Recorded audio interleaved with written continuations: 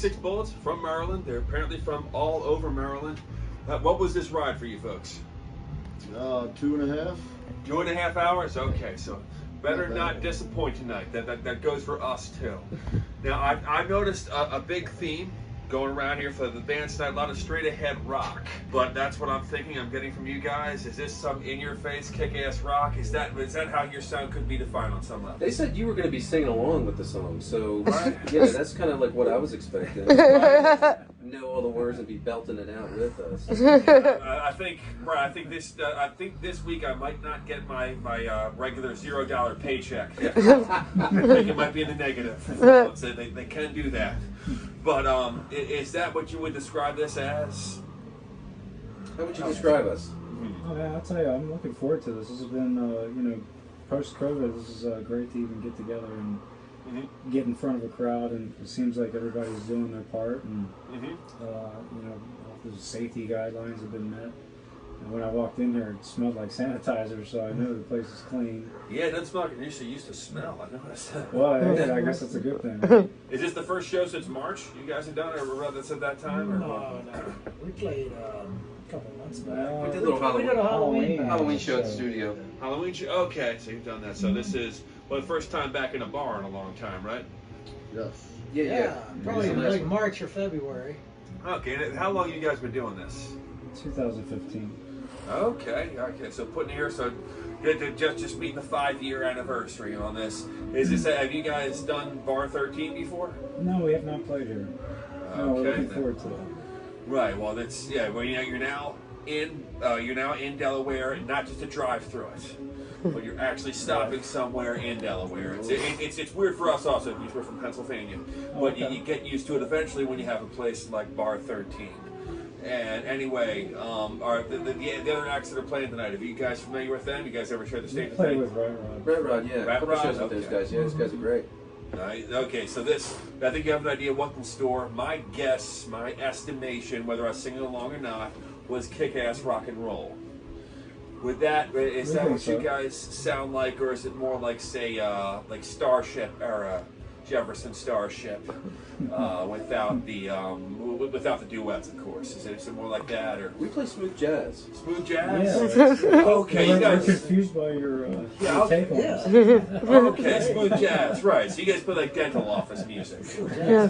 I would say hard rock. You know? Hard rock. Hard rock. Let's just say hard rock. Yeah. Oh yeah, hard rock. That's the way to do it. I'm sure there's some for the metalhead, for the punk, and all of us is gonna find something to bang their heads to in there. Even the smooth jazz guys like us, so it works. Get them right. Yeah, you maybe you'll play this at a dental office soon. It's hard to categorize, I think, because I mean, the core is heavy metal, hard rock, but we take on a little bit of a different thing. It's not all 4 to the floor type of stuff. We have a lot of tempo changes, a lot of different segues in the songs, things like that. You guys big fans like alt rock? Do you have a lot of like 90s, or are you thinking more 70s and 80s classic rock? Anything all over the map, bro. All I mean, over the map. We're from every aspect of life, in musical, existence you can think of. Every aspect of life and every part of Maryland. I think, yeah, because we come from more of a heavy metal background, like a Maiden, Priest kind of thing, Dream Theater, Symphony X, and we got, a Common Bond and like Faith No More, bands like that. Go back to like the 80s rock, Quiet Riots, Scorpions. We're big Crack the Sky fans. I don't know if you guys ever heard of them, but they're like the biggest band in Baltimore, we grew up in. So we like technical rock, things like that, but we also like, heavy ass-kicking rock too. So I think it's sort of a combination of everything. Okay, we're gonna have some technical ass-kicking times. A little bit, yeah. Okay, so, what are things like in Baltimore right now in terms of venues? Are there any that's open? Well, I think Fishhead is getting ready to open. I think Fishhead is getting ready to do their first thing. Yeah. Okay, so maybe there's one club that's open right now. In all of Baltimore. Stables. The only thing that I know of, yeah. Yeah. Certainly the bigger venues are definitely shut down. Yeah. Were there outdoors venues when the weather was warmer, or? There was Not some last doing some. year. That's like mostly cover bands outdoor anyway. stuff, Oh yeah, we did some outdoor. Actually, We did a golf course. we did a golf. It was outside. You guys played the golf course? We did play a golf course. Well, yeah, I mean, this post-COVID era, we're trying to do, fun things that we think, you're trying to get through the set, the the golf top balls are whizzing because- past your head, and it's just unbelievable. Yeah, they set us up in the island, like across from the track. Right? And they had the guy that drives the tractor that picks up the golf balls. I mean, I don't know if he was drinking or whatever, but I mean, that guy was out of control. Totally out of control. I've never heard of somebody playing a golf course. I know I've heard of cemeteries here in Philadelphia. There's actually East Laurel Cemetery actually books bands now. You should look into it. It's really cool. It's a cool experience being The there. golf That's course for was sure. cool. They had like a pavilion type of setup there. Yeah. It was really cool. And on there, so recording wise, you guys have any particular releases or just the stuff that's out on the internet right now? Well, what do you have for people who want to check you out outside of BarXIII right now? You can go to our website, 86bullets.com. Okay. Yeah. The number's 86. 86. YouTube, there's a bunch of stuff on YouTube. You just search 86 Bullets, it all pops up. Yeah. Yeah. Do you have any physical albums out yet, or is it mostly like just a record to stream? Or Yeah, we have a full length, 15-track album. We had done previously 3 EPs, but we actually combined them on the full length to put a few bonus tracks. We've got probably 6 or 7 new tracks that we're looking to finish. I would say this spring. We're so close. We have a couple more tracks and we got another release, but we've sort of been holding that back. We do play a couple songs live from the new music that's not released. So. Okay, how old? When was the one album released? When was that put out? Well, the full length actually was this May or June, I think. Oh, okay. But some of the songs were from EPs that were from 2017 on up. Yeah. So it's sort of a compilation thing. Okay. With a couple bonus tracks. Yeah, so there's the lot to play to us tonight, and this is the first time I've seen that shielding glass that they have up with that plastic in there. Definitely gives that Sneeze sort of guard. sneeze guard. I'm thinking the Blues Brothers with the chicken wire. Oh, it's going to be step up for the chicken wire for sure. When you start chucking those beer bottles, I'm going to feel nice and protected up there. So You can't. The shards of glass can't make it through. Put them up a little bit rawhide. Yeah. So I mean, I could, if you want to do a rawhide cover, maybe I could try it, but I'm sure there's a lot of COVID restriction guidelines to get people to go up on stage. I know you can get a tomato under that because they're so high off the ground. Yeah, you could. Should we stock up on tomatoes? Way ahead of you on that one, Betsy. Okay, was there anything else you guys want to say to all the thousands of listeners that we have out there regarding your act? Any messages that 86 Bullets have for them, other than, I guess I should ask before then, why 86? Where does that name come from?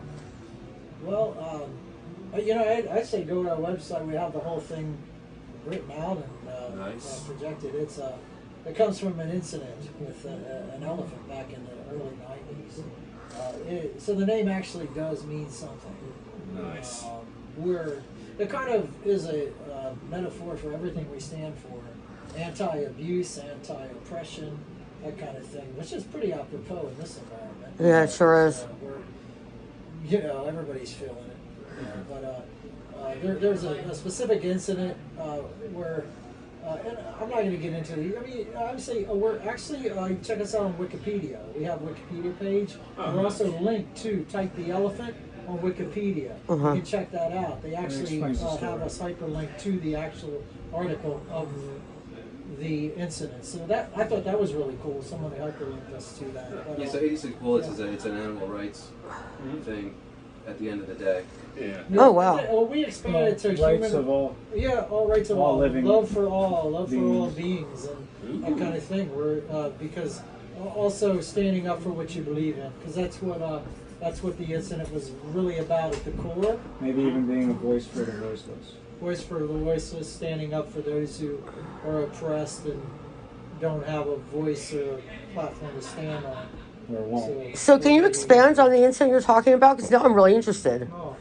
Back in 1994, Honolulu, Hawaii, there was a circus. There was an elephant named Tyke, and she was abused, constantly abused, and that's, people don't get that. They go to circuses. Oh, they're beautiful. The animals, look at them. They're all so awesome, but they're constantly. If you look behind the scenes, they're beaten, they're abused. most of the time. She lived a life of abuse and oppression, et cetera, et cetera. And she finally snapped. You know, it was at a circus, and she basically just ran wild. I think she had stomped somebody. She ran the streets of Hawaii. Anyway, it took 86 bullets from the police to bring her down to kill her in the streets of Honolulu. Yeah. And to me, just looking, and I remember the incident when it happened, but just thinking on it, it just seems so absurd and so surreal to see a beast that should be in the wild. You know, an elephant is supposed to be in the jungle, you know, living its life, and here it is running the streets of Hawaii, in Honolulu, being shot at by police, and had, you know, it doesn't know what it did or whatever, but it was abused, you know, and it's like, we just don't subscribe to abuse, you know, we don't subscribe to, you know, things that are just not cool. So we just want everyone to introspect it, to look at things and make your own decision, but get the information, you know, and but it expands into you know, a lot of things. So we actually kind of looked at our music at one point, and we found that the message through our music had a lot of standing up for your rights. And she basically did. She stood up for her rights. She's like, "Fuck this! I'm not going to take it. Yeah, one day she had enough. I'm done. You know, you can kill me for you know, give my life. You know, but I'm not going to be abused anymore."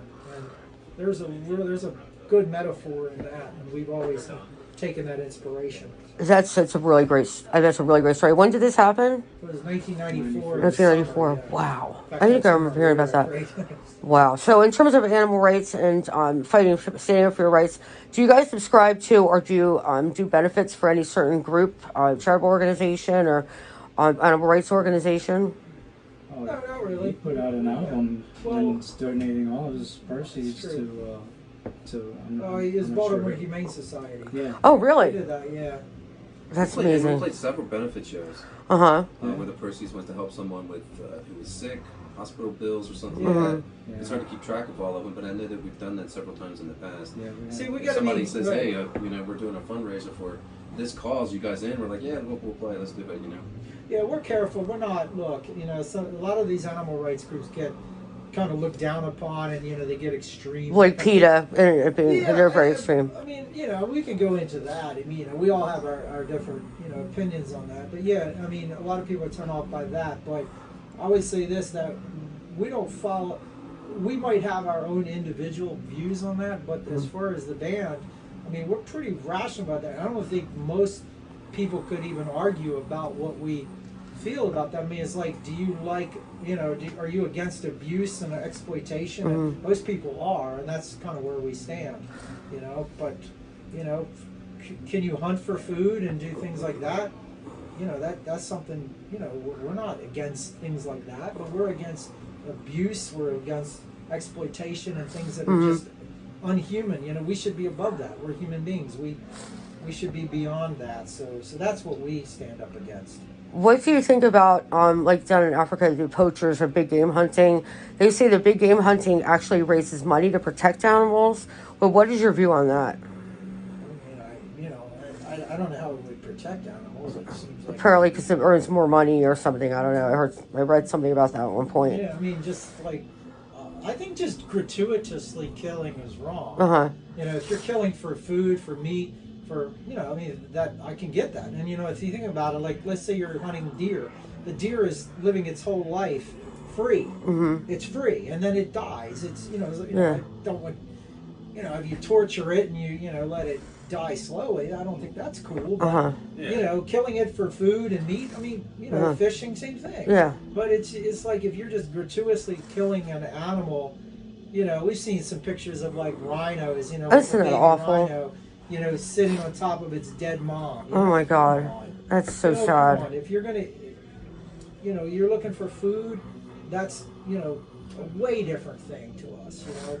But if you're just gratuitously killing, to me, it's murder. You know, it is murder. Just gratuitously kill something, and I mean, I'm speaking personally, but I think most people probably agree with that sentiment. Yeah. But at the end of the day, we just abuse and exploitation. I don't think it's cool.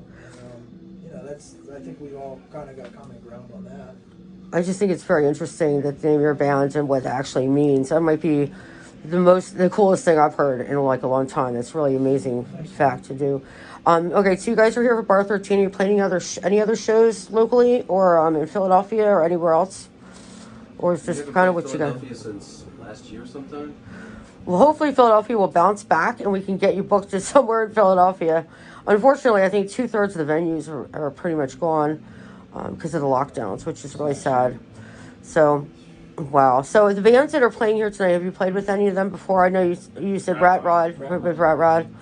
That's cool. Looking forward to playing with Whiskey Green as well. Oh, that's great. Have you ever played with Whiskey Green before? No. Oh, that's awesome. Well, it's going to be a good night. Yes, it will. Yeah. All right. So is there anything last thing you'd like to say before we see your set? We're going to get you live, too. Rock on. Rock on. Enjoy it. Yeah, absolutely. Have fun. Yep. Are you with us, Kevin? You tell me. Yeah. So no, I think he just said it. You know. Rock There's on. nothing else to say. We're gonna rock on. Though we get a night of kick-ass rock and roll all over the rock map, all over Maryland. All right, guys. All right, we'll get you set live. Awesome. Thank you. All right, cool.